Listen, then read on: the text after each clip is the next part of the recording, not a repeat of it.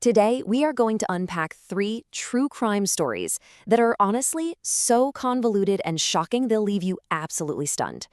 We're looking at cases where the truth doesn't just stranger than fiction, it completely shatters it.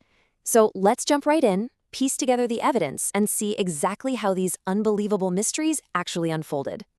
Here's a quick look at our agenda for today. We'll start with a web of lies, move on to the village crow, and wrap up with the impossible return. Let's start with part 1, A Web of Lies. The tragic life of Sharon Marshall. We kick things off in the 1980s with Sharon Marshall. She was this brilliant high school standout, but her life completely derailed when she moved to Florida with a much older man named Frank Floyd. Now, to really grasp how wild this case gets, we have to talk about aliases, because Frank literally survived on them to hide his incredibly dark past. He rarely worked, he claimed he had a bad back, so Sharon actually supported both of them by working as an exotic dancer. They relied heavily on government welfare checks, which meant staying completely under the radar was an absolute must. Frank was a terrifying, aggressive guy who forced them to just pack up and move constantly, swapping names at the drop of a hat to evade the authorities.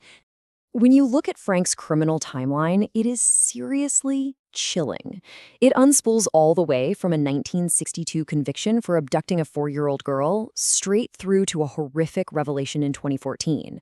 Along the way, we see Frank and Sharon inexplicably getting married in 1989. Then, barely a year later, Sharon is the victim of a very suspicious hit and run. And 4 years after that, Frank commits a brazen, broad daylight kidnapping of Sharon's young son, Michael, pulling him right out of his elementary school. So, following Sharon's highly suspicious death in that hit and run, the walls finally started closing in on Frank.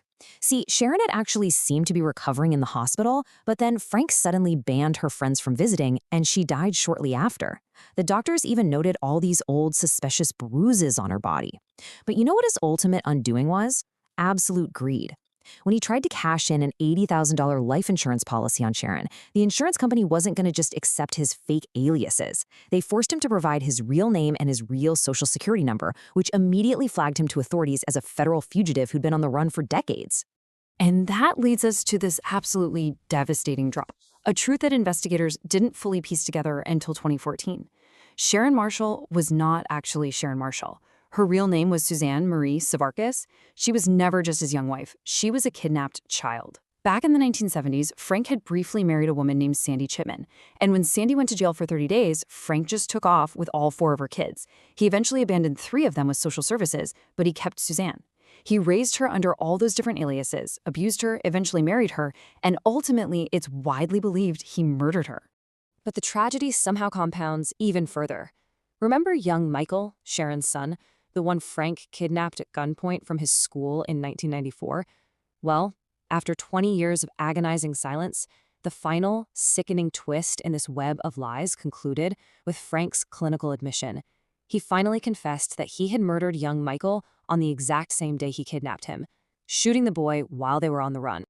Let's move on to our second case, the village crow, the haunting of the Villemin family. Picture a perfectly happy, successful family in 1980s France. The Villemin family seemed to have it all, but their success drew out this deeply sinister, anonymous stalker known locally as the Crow. This years-long campaign of terror finally culminated on October 16, 1984, when 4-year-old Grégory Villemin was kidnapped and drowned. And the stalker? They actually mailed this exact cruel letter on the very day little Grégory was taken.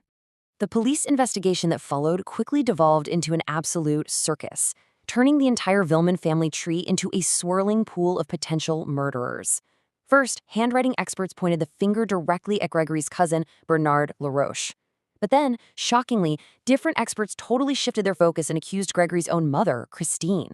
Later on, an aunt and uncle were even dragged in for questioning. It was just a complete mess of conflicting evidence and constantly shifting blame. And the collateral damage here is just staggering. The tragedy absolutely did not end with little Grégory. Convinced that his cousin was the killer, Grégory's father, Jean-Marie, took matters into his own hands, shooting and killing Bernard Laroche.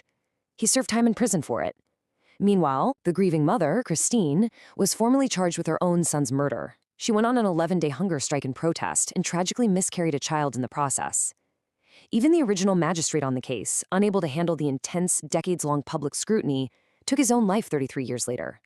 False accusations completely destroyed multiple lives, all while the real killer stayed hidden in the shadows. Yet, incredibly, decades later, this case is still unraveling. Modern linguistic technology is offering a sudden, brand new glimmer of hope for justice. In 2020, investigators reopened the case using stylometrics. This is a technology that deeply analyzes the specific syntax, the weird turns of phrase, and even the punctuation used in those original horrifying letters. And it's a real game changer because this new approach has actually successfully identified a brand new suspect, though authorities are keeping that name tightly under wraps for now. For our final case, we're looking at the impossible return, the disappearance of Nicholas Barclay. We're starting this one in San Antonio, Texas in 1994, and I promise you, it spirals into one of the most baffling deceptions in all of true crime. 13-year-old Nicholas vanished without a single trace. Now, he was known around his neighborhood as a bit of a troubled kid with a juvenile record. On the day he disappeared, he'd actually called his older brother Jason asking for a ride home, but Jason refused. Because Nicholas had a history of running away, the police didn't jump into action immediately. Strangely, 3 months later, Jason called the Pops claiming he heard someone breaking into their garage, but police found absolutely zero evidence of any break-in. Eventually, the family had to slowly accept that their troubled son was probably gone forever. But then, fast forward 3 years. The family gets what seems like an impossible miracle. The authorities call and say Nicholas has been found alive in Linares, Spain. The story he gave was totally wild. He claimed an international trafficking ring had kidnapped him and dragged him all the way to Europe. Nicholas's sister Carrie immediately flew to Spain to identify him. And despite him acting incredibly strange, like he refused to take off his hat and sunglasses, Carrie was fully convinced it was him. After passing a Spanish police photo identification test, where he correctly named family members, he was put on a plane and returned home to Texas. But you've got to hear the glaring reality of this situation because it's impossible to ignore. The real Nicholas was a blonde-haired, blue-eyed kid from Texas. The person who returned to them had dark hair, dark brown eyes, and spoke with a ridiculously heavy French accent. To have Nicholas back, his family had to actively ignore the fact that this guy looked and sounded like a completely different human being. They actually bought his bizarre explanation that his captors had performed literal experiments on him to permanently alter his eye color and forced him to exclusively speak French. I mean, how do you just accept that? Well, the charade couldn't last forever, right? A private investigator who was working with a documentary crew took one look and noticed that the returnees' ear shapes didn't match any old photos of Nicholas. The FBI stepped in, and a simple DNA and fingerprint test in 1998 blew the lid off the whole thing. The boy was actually a 23-year-old adult man named Frederic Pierre Bourdin. He was a notorious French con artist known as the Chameleon, and he had stolen hundreds of identities across Europe. But wait, because here's the ultimate twist in this story. When Bourdin was finally caught, he turned around and pointed the finger directly back at the Barclay family. He claimed he was stunned by how easily they accepted him, alleging that they definitely knew he was an imposter from day one. He explicitly said Sister Carrie deliberately fed him information and coached him so he could pass that Spanish police test. He also pointed out that the brother, Jason, never once acted like they were actually reunited siblings. He basically just looked at the imposter and said, "Good luck." This led investigators, and that sharp private detective, to a chilling new theory. What if the family willingly used this international imposter to cover up their own dark, fatal secret? Remember that suspicious fake garage break-in call Jason made years earlier? Investigators noted that's actually a super common tactic used by killers to make it seem like their victim is still alive and roaming around. But before Jason could be properly investigated for his brother's disappearance, he tragically died of a drug overdose. With his death and with Bourdin safely locked away serving a prison sentence for fraud, the case went completely, frustratingly cold.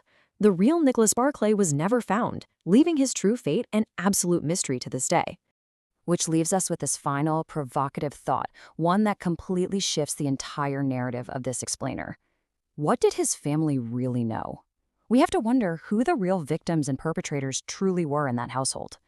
Did they simply want their missing son back so badly that they were totally blinded by grief? Or were they masterfully using a con artist to cover up a murder? These 3 cases show us that sometimes the truth isn't just hidden, it's buried under layers of unbelievable deception. Thanks so much for joining me for this explainer, and always keep questioning what you think you know.